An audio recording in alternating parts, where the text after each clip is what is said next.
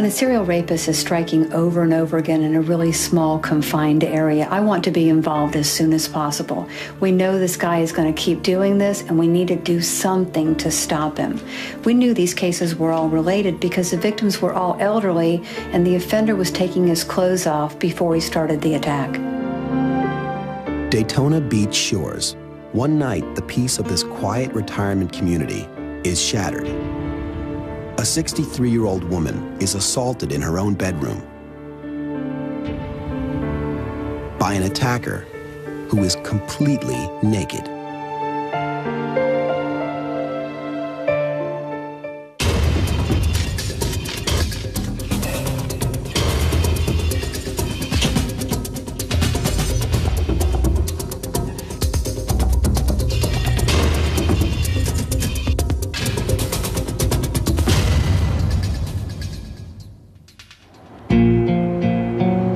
Daytona Beach Shores, Florida.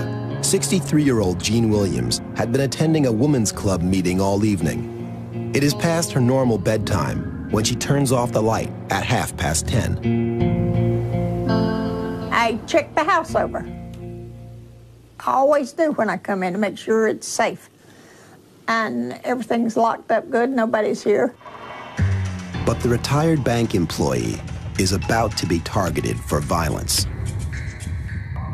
I woke up between 12 and 1. I don't know why I woke up or if somebody woke me up, but all I know is I woke up and I felt a little bit hungry. So I came out of the bedroom, started toward the kitchen. When she rounds the corner, she is confronted by something as astonishing as it is terrifying. There is a man in her kitchen, and he's completely naked. He jumped out behind this wall and grabbed me, put his hand around my face and whirled me around. And when he did, he dragged me by the organ bench and had a sharp corner on it, and he cut my leg, and he dragged me into the bedroom where he attacked me. When he finishes the assault, her naked attacker flees through a sliding glass door. Jean Williams never gets a good look at him. She calls the police. It's about 1:30 a.m. When the police arrive at her house, all Jean Williams can tell them is that her attacker is a white male, and he wasn't wearing any clothes. When they process the crime scene, investigators find a DNA sample on Jean Williams' bedsheet. They're also able to determine that the assailant has taken $8 from her purse. But without a good description of the attacker, investigators can only keep an eye out for a faceless white male walking the streets, an anonymous criminal who might be preparing to attack again. It's easy to become a victim. People never think it's going to happen to them. Most never see it coming. Lead detective Tom Murphy is assigned to the case. As he walks the neighborhood looking for leads, he is struck by the bizarre nature of this crime. In reviewing the case, the outstanding issue that caught our eye was the fact that the perpetrator had entered into the house naked and fled naked. Detective Murphy hopes this particular piece of information will help in his hunt for the man who assaulted Jean Williams, though no one has reported seeing a naked man running through the neighborhood. As the investigation begins, police receive several calls from elderly women, reporting late-night robberies in their homes. Investigators suspect that the women are also being assaulted by the naked intruder, but are too humiliated to report the attacks. Lead detective Tom Murphy suspects that he has a serial rapist on his hands. The neighborhood is becoming more concerned because of their age being common with the victims. I decided to call in additional resources, one of which being Dale Hinman from the Profiler. Dale Hinman is used to cases like this one. Hardly any evidence, no eyewitness descriptions, and no suspect. But the rapist's unusual behavior reveals something about who he is. One of the key facts that we looked at in the profile of this series of cases was that the offender was approaching the victims after he was already in the home and naked. This meant that he knew who was present in these scenes and that the cases were all related. What were the chances of someone else breaking into homes in the same area and also being naked? An expert on sex crimes, Special Agent Hinman was trained as a profiler by the FBI and has worked on hundreds of sexual assault cases. Even though investigators have few clues in the Daytona Shores case, the choice of victims gives Hinman some ideas about how this particular criminal is operating. If you look at a neighborhood and all the victims are a certain age group, what are the chances that the person would look upon only victims that met a certain age criteria or a certain physical description? So what this means to us is the individual is stalking people in the area, conducting surveillance, and finding people that meet a certain criteria. Daytona Beach Shores, Florida. In this quiet retirement community, a serial rapist is terrorizing elderly women. Investigators are in a race against time, trying to catch him before he strikes again. I stayed over at my next door neighbor's because I'd look at my house over here and I was afraid. It just did something to me to look at my house, and I would cry to think somebody had come in my house and done that to me.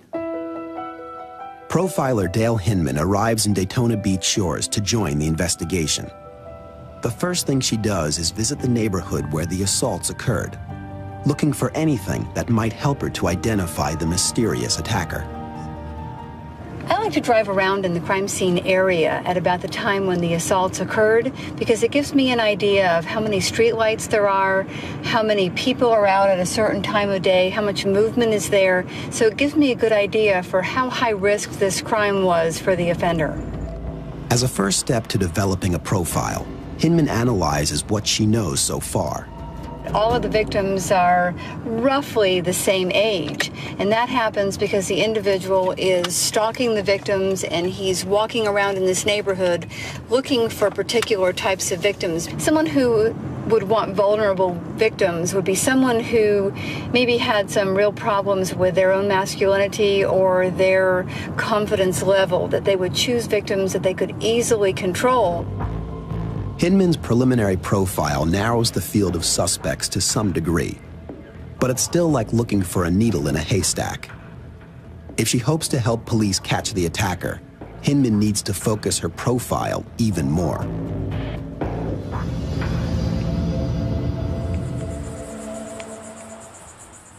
Hinman decides she needs more information about the crimes that have been committed so far.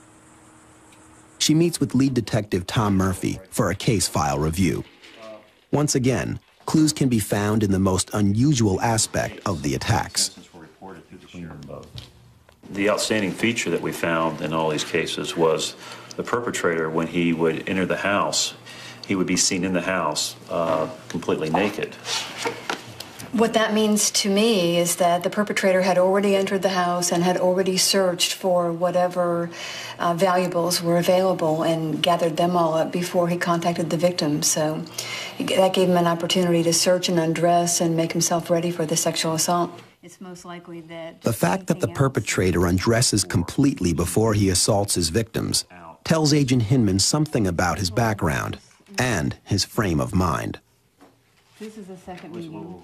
He's used to being in other people's homes, and he feels comfortable in other people's homes, and that would be more likely to be translated into he feels comfortable doing burglaries, and that would be his past. Agent Hinman's profile is slowly coming into focus. She thinks police should be looking for a white male with a history of petty crime, including burglary. Hinman hopes that by concentrating on this element of the crime, she can narrow the pool of potential suspects. Someone who doesn't disguise himself, and the crimes are so close together, and he's slovenly dressed, and these all play into the idea of the profile that the individual has a unskilled or menial type job or is unemployed because he needs money. If money was totally unimportant, why not just do the sexual assault and then leave the money alone? If he's someone who needs money, he probably lives with someone else. But if he's living with someone else, how is he able to, on different nights of the week, get up and leave and then come back without the other person becoming suspicious and ask him where they're going? Agent Hinman's profile assumes that police should look for an unemployed man who possibly lives with a subservient female, someone who would tolerate his absences without asking too many questions. But before the profile can help turn up any solid leads, there's another attack.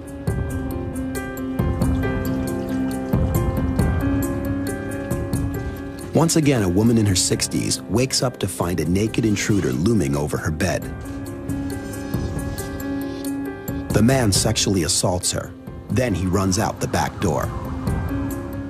When police arrive at the scene, the victim can't describe the attacker, and once again, less than $10 is missing. A canine unit is called in to track the perpetrator. The dogs locate a scent and track it to the back of a nearby motel.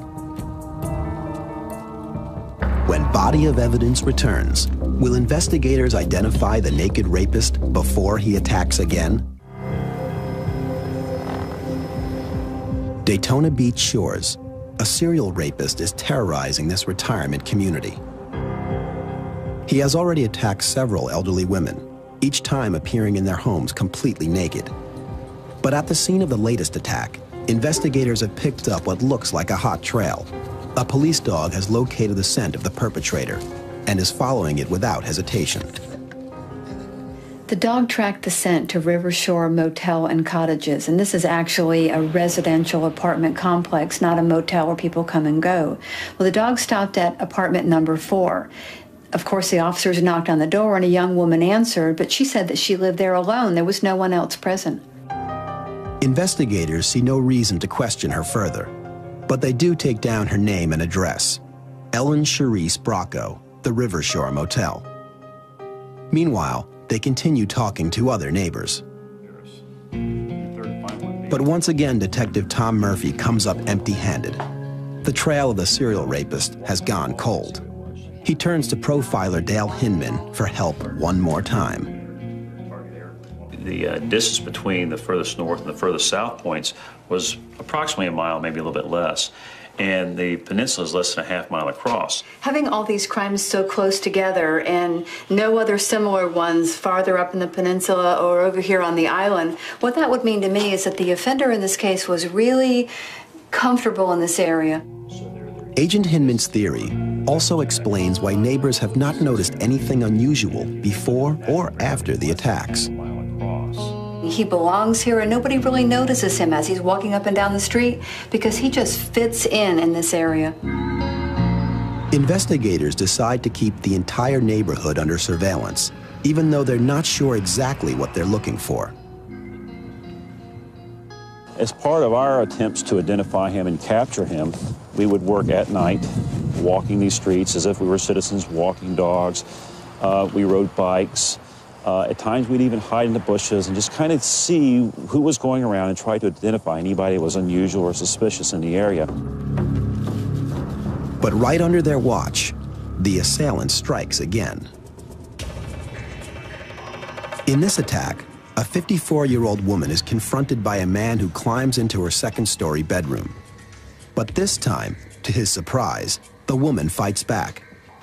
And instead of becoming violent himself, the man retreats through the window, climbs back down the ladder, and disappears. This is a man who is used to women who are much more vulnerable, women who will do what he says when he says to do certain things. And the fact that she struggled and fought with him, all that he wanted to do at this point is to leave. Police rush to the scene and find the victim in shock, which isn't unusual. What is unusual is the degree of shock. The woman is suffering from almost total amnesia. She can't remember anything. So Detective Murphy attempts to jog the victim's memory with the help of an unusual technique. So we asked her to reenact this crime, if you will. And of course, she laid down in the bed, and we informed her, said, we're going to come in the same way that we feel that he did, and let's try to walk us through this incident. And I just put my knee on the bed and kind of came over and says, now tell me what happened next. And all of a sudden she rolled over and she says, I can tell you everything about him. With her memory back, the victim supplies enough specific details to help police artists sketch a composite. The Daytona Shores rapist finally has a face. We did a composite we could put a face to, and then we could distribute to our people to say, here's who we're looking for now. Go out and find him. Then, a lucky break. Detective Murphy receives a routine booking report on a burglary suspect in an unrelated case. When he takes a look at the suspect's mugshot, alarms go off. I viewed the booking photographs of the Shore suspect, both the facial frame and the full body shot, and noticed the distinctive similarities between this suspect and the descriptions provided to us by our victims and our assaults. And when I looked over, I was shocked to see the address which he had listed as his home address. It is room number 4 at the Rivershore Motel. The same address a police dog had led investigators to when they tracked the scent of the escaping rapist only a few months earlier. Up next are this man and this man, one and the same. Police finally have a strong suspect in the serial rape cases that have terrorized Daytona Beach shores for months. A man resembling their composite sketch has been taken into custody after robbing a local residence. His name is Carmelo Bracco. His address is the same one located by a police tracking dog after one of the sexual assaults. But at the time, a woman had answered the door and claimed she lived alone. Her name, Ellen Charisse Bracco. Can you even imagine the surprise that all of us had when the investigation led back to apartment number 4? This woman had been interviewed in the past, and she said she lived there alone. There was no reason to doubt her at that time. So police decide to pay the woman another visit. When confronted with the facts of the case, she admitted that Carmelo Bracco was in fact a resident there and identified him as her husband. Mrs. Bracco admits that her husband is off and out all night and consents to a search of their rooms. This time when the wife was interviewed, she confirmed a number of the points of my profile.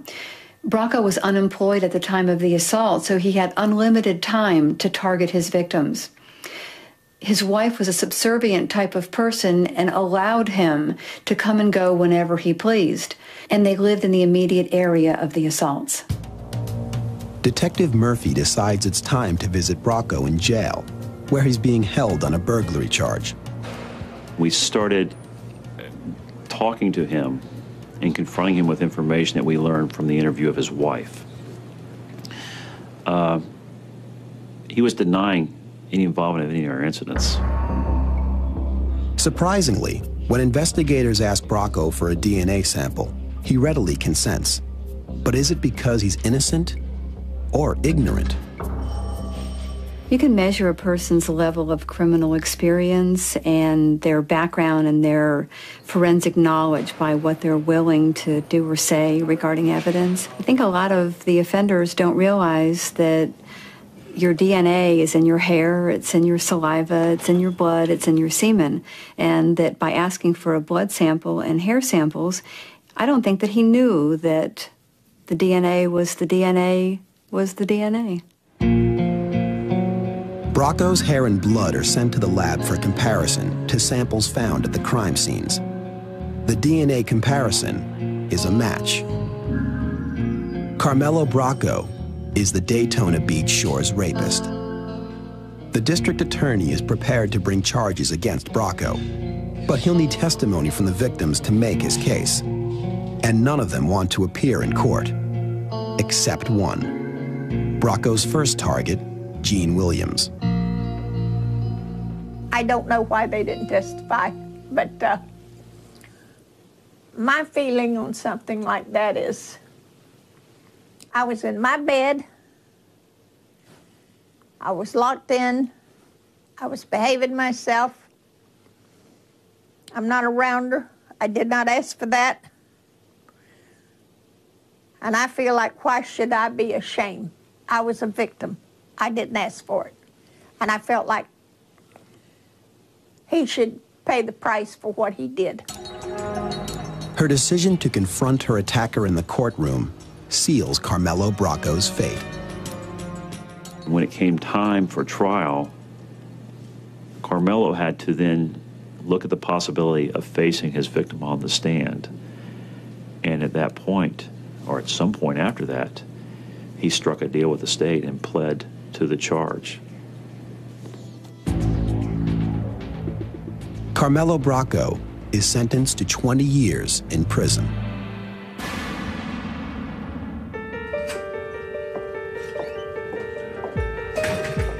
I was so glad when they finally put Carmelo Bracco away.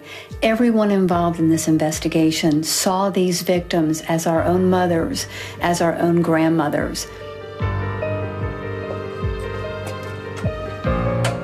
Everybody in this entire community was just completely outraged by this attack, waiting for it to happen again. Once a rapist starts, it's probably impossible for him to stop unless we stop him.